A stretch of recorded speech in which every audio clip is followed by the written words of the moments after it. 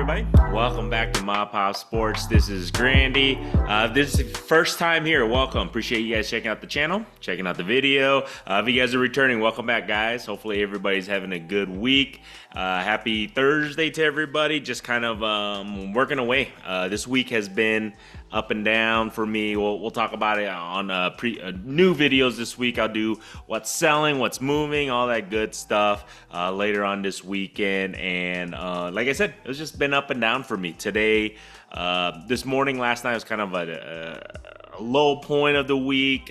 Sales were doing really good earlier in the week, but like I said, always ebbs and flows of sports cars, guys. So I definitely want to talk about that today a little bit, just kind of the status of the industry. I was just thinking yesterday, I was working, last night I was just scanning some stuff and then I was just listing some slabs for sale and on the eBay store, and just kind of, I was just talking to my wife a little bit, just kind of where the status of the industry is.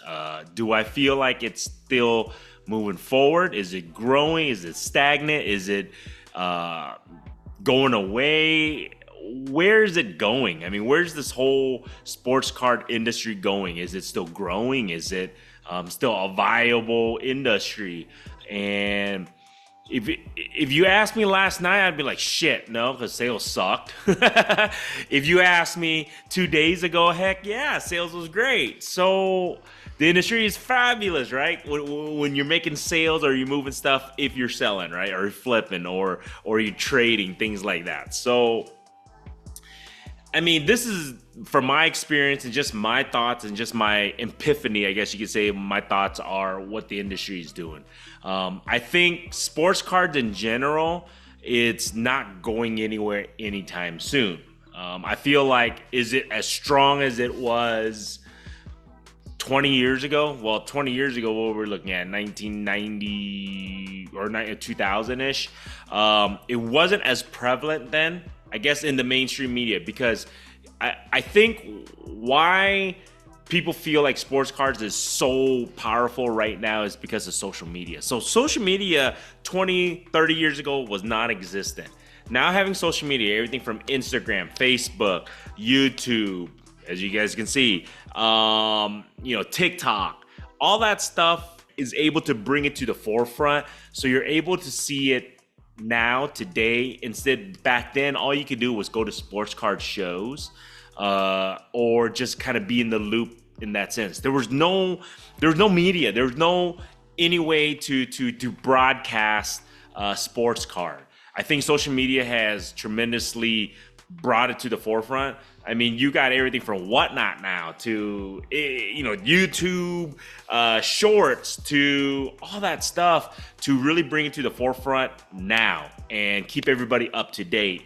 And I think that has definitely brought the boom of the sports card industry. I think it's going to keep growing.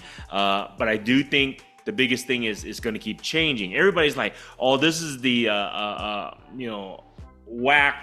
junk wax era, junk slab era.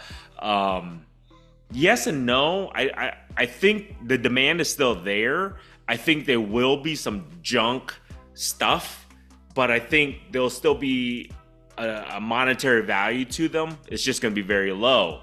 The stuff that's going to maintain certain values, this is the thing. I still think modern and new players, new athletes, new stars are always going to bring an interest to this hobby. I don't think it's going anywhere. I think everything from like the mystery packs to the those I guess you can say those people who are buying into breaks or it's just not going to go anywhere. There's just a big demand for it. People still love opening boxes. I think wax prices might come down a little bit, but right now I don't see it going anywhere anytime soon. I still see huge demand for it. There might not, with the economy, depending on where the economy is going to go in the next year or two, maybe people won't be spending as much as they used to. I still think they're still going to be looking. People are still going to be shopping, wanting to buy specific cards or wanting to collect certain players. This is the thing. I think the hobby is in a strong position to continue to develop, and that's the thing. I think everything what's happening right now, everything from like PSA buying out SGC, it's just a lot of movements that's happening in the industry. I think Topps, Fanatics taking over, the licensing here coming in pretty soon here from Panini. I still think Panini is still going to be a player in the game, even if them losing the licensing. People are like, oh, they're going to go to hell. They're going to shit. They're going to go bankrupt. I don't think so. I still think there is Panini lovers out there. They're just going to have to adjust. Once they lose the licensing, they're going to have to adjust, and we'll see how they do. Maybe for the better, maybe for the worse, who knows? But I think they'll have to adjust. I think that's the biggest thing about that. I think the way breakers are still breaking, I still see people buying into breaks. Obviously, with the mystery packs, I think those is going to keep growing. I still see a lot of people who are buying into those mystery packs versus buying boxes and ripping now. So it's just the way you adapt to the industry and the business. Now, obviously, GameStop jumping into, that's the thing. See, so what people have to see is, look at what all these companies are doing. You got, like I just said, GameStop's jumping into the TCG game, to the sports cards game, to all that stuff. You go to Dick's Sporting Goods, you go to Shields, you go to Best Buy. All those companies, what are they doing?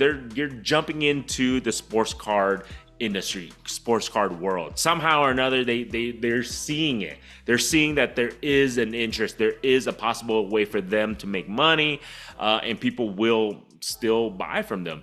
Now, people are trying we need to stand up and stop buying, these prices on specific, wax and all that stuff. But that's the thing. People are not going to. It is what it is. Do I agree with it? Do I disagree with it? I mean, hey, man, this is the thing. We live, like I said, we live in America, the U.S., where it's capitalism currently. And if you're trying to make money, and these companies are big companies, and they're trying to make money, I would, like I just said, I wouldn't be surprised to see bigger companies jumping into the mystery pack, to the game. That I feel like the mystery pack game is going to keep on growing. I don't know where's the end game on that. We don't know, but what I do know is by having all those types of mystery packs, companies and breakers who use the mystery packs to open all that stuff, it's opening a new era of gambling. To the sports card industry. People are still buying into it. People are still going to buy into it, guys. I don't see it going anywhere soon. I really feel like the industry is strong. There's going to be ebbs and flows. People are going to be like, well, nobody's buying, nobody's selling, blah, blah, blah. Look right now. Go look around, man. It's very difficult to find inventory for specific sellers and flippers like myself. I still find a hard time here and there to get specific inventory that I'm looking for. So that just means that there is still a hot demand, guys. So for this industry. So my thoughts are, I was talking to my wife and I was just thinking, I was like, man, it's a strong industry. It's still strong. It's still moving forward. It's still growing. I think with the social media age now, social media is really going to continuously blow up the sports card industry. I don't see it going anywhere anytime soon.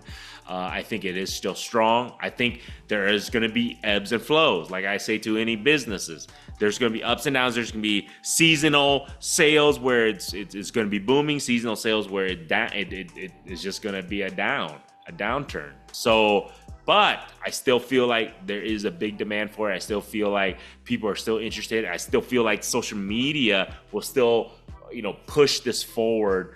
And I think sports cards will still be there. Even whether you're a reseller, flipper, or just a plain collector. I think there's still a niche, is a niche that everybody still wants to do. Now, Is this sustainable as a business? That remains to be seen. Like I said, I'm going to do a video probably in the next couple of weeks here on my current status of doing this full time, because I've finally reached the 1-year pinnacle. It's kind of interesting to see if this is sustainable. Will I be able to continue to do this or not? It's just the biggest thing, like I always say, is just how I'm able to adjust and adapt to as the industry changes. It's going to continuously change. It's going to continuously, in my opinion, grow. There's just going to be adjustments you're just going to have to do. So there you guys go. I still feel like I said, I still feel like it's a strong point in the industry. I still think it's growing. I still think there's more. I think there's going to be more terms. When I say that, there's going to be different companies, different businesses that are going to do changes, decisions in sports cars, and we'll see where it goes. And it's just the ebbs and flows, man, of business in general. So other than that, man, hopefully you guys gained a little bit something. Like I said, it was just kind of a thought that I had. I was talking to my wife and just the nature of the business where it's at right now. I still think, like I said, that's just my opinion. It's my thoughts. Let me know what you guys think. I could be wrong. I could be right tomorrow. I could wake up, industry could go to shit, and I'm out of a job, or I'm out of business, right? It could definitely happen, but I don't see it happening. So if you guys like this stuff, feel free to subscribe. If you have not subscribed, all good. You guys just listen to me talk for like 10-15 minutes, and hopefully you didn't waste your time too much. But other than that, man, don't forget, check out the eBay store. Links in the description. Every little bit helps. Feel free to make an offer, guys. Till next time, have a good one.